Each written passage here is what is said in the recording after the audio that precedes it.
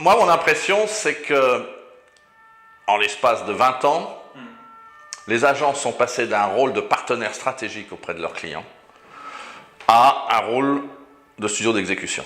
Alors, c'est caricatural, mais c'est ce que me disait un ancien client Procter à travers une anecdote qui était Ed Hartz, qui était le CEO de P&G dans les années 90, passe la moitié de son temps avec les CEO de ses agences.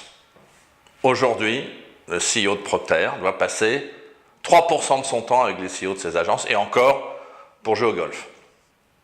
Donc, ça témoigne de la perte de valeur ajoutée. Alors nous, c'est quelque chose qui ne nous intéresse pas, d'être un studio d'exécution.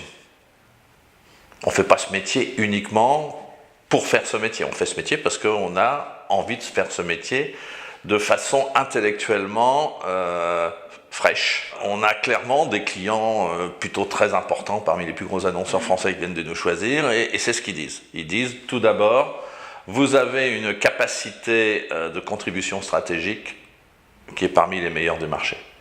À la fois pour nous aider à comprendre nos concurrents, à comprendre nos consommateurs, et seconde chose, pour nous aider à comprendre comment optimiser nos investissements entre tous les différents points de contact possibles.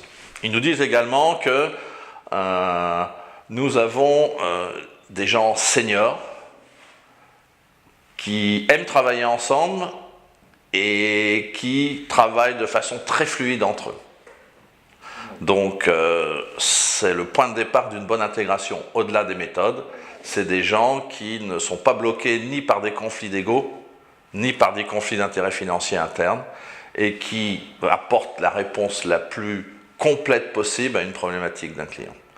Donc ça, ce sont, je dirais, deux des ingrédients nécessaires pour prendre plaisir à faire ce métier, pour renouer avec un rôle à valeur ajoutée perçu par les clients, et pour être le plus efficace possible au service de nos clients. Je pense que le monde de digital n'a pas perdu l'idée puisqu'il ne l'a jamais eu. Je pense qu'on est là actuellement à une époque charnière. Le digital, logiquement, a pris une importance dans cette industrie très forte, puisqu'on peut considérer aujourd'hui que 35% des investissements mondiaux des annonceurs seront dédiés au digital d'une façon ou d'une autre, même si le search à peu près représente la moitié de ces investissements. Mais il y a eu plusieurs événements. Le discours de Mark Pritchard lors de sa nomination comme chairman de l'ANA, qui a dit 95% of content is crap, et le discours qu'il a eu récemment à l'IAB à Miami la semaine dernière, dans lequel il a remis en question sérieusement les mesures d'audience, l'absence de third party pour être capable de vérifier les audiences annoncées par les acteurs du digital, et également la définition des mesures qui permettaient de bien saisir la réalité des audiences, sachant que probablement 50% des clics sont dus à des robots et non pas à des gens. Donc le vrai problème du digital, c'est que les KPI, puisqu'on appelle ça comme ça, qui ont été mis en place, sont des KPI dans lesquels peu d'annonceurs, sinon aucun, n'a été capable d'établir une corrélation avec les KPI qui intéressent les annonceurs. Ils sont deux. C'est la capacité de leurs investissements marketing digitaux à générer une augmentation des ventes et à renforcer la force de leur marque. Et là-dedans, il y a un facteur très important, c'est que l'effet de levier maximum ou le plus important que vous pouvez avoir dans un investissement publicitaire, y compris sur le digital, réside probablement plus dans un contenu de qualité que dans une optimisation marginale de votre performance en termes d'audience, en termes de coût.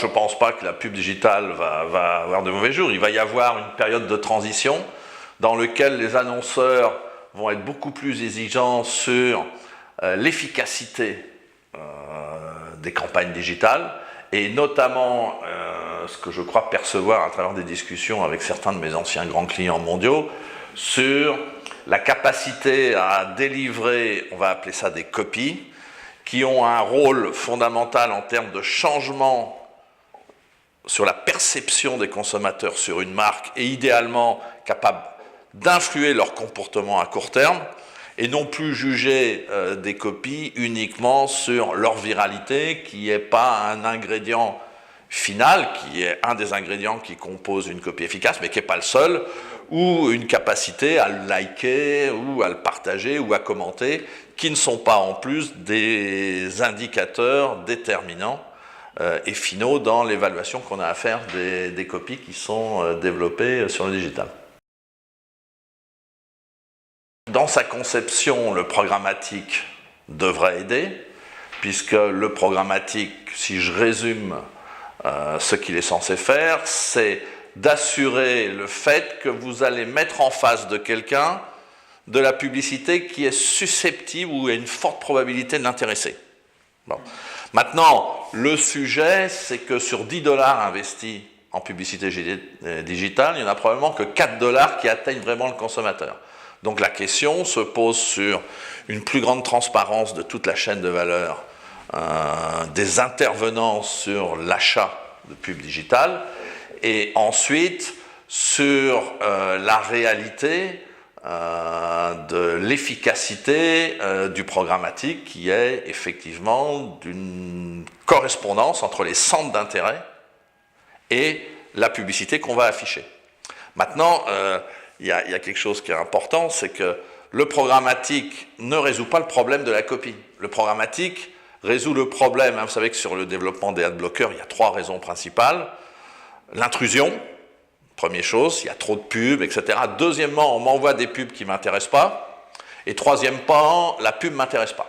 Le programmatique résout le second point, qui est, on va enfin pouvoir optimiser le nombre de pubs qu'on envoie à quelqu'un en fonction de ses centres d'intérêt. Je crois qu'aujourd'hui, on a une crise de confiance sur... D'abord, on a une crise du conscience sociétale, puisque les élections sont un laboratoire extraordinaire de la défiance qui existe entre les citoyens et les institutions. C'est la même chose dans le marketing, c'est-à-dire qu'il y a une confiance entre les consommateurs et les marques, à juste titre, hein, quand vous vendez de la viande de bœuf et que vous mettez du cheval dedans, il n'y a pas de raison que ça constitue des crédits de confiance très élevés. Et puis il y a un problème de confiance entre les agences et les annonceurs, et notamment les agences médias et les annonceurs aujourd'hui, et que le vrai sujet de l'industrie dans les 10 ans qui viennent va être de rétablir cette confiance à tous les niveaux. C'est-à-dire de dire ce qu'on fait, de faire ce qu'on dit, et de trouver des terrains où les rémunérations et les interventions sont rémunérées de façon fair.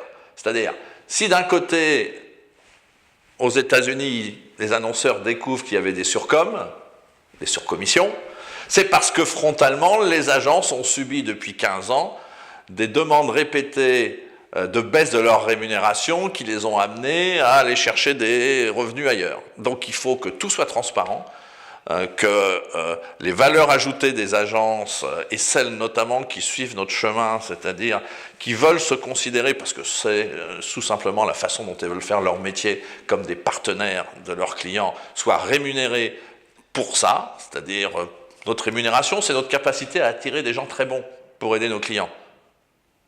Donc il faut que ce soit reconnu, et d'un autre côté, il faut que les agences soient totalement transparentes sur la façon dont elles fonctionnent et la façon dont elles dégagent leurs sources de revenus vis-à-vis des clients.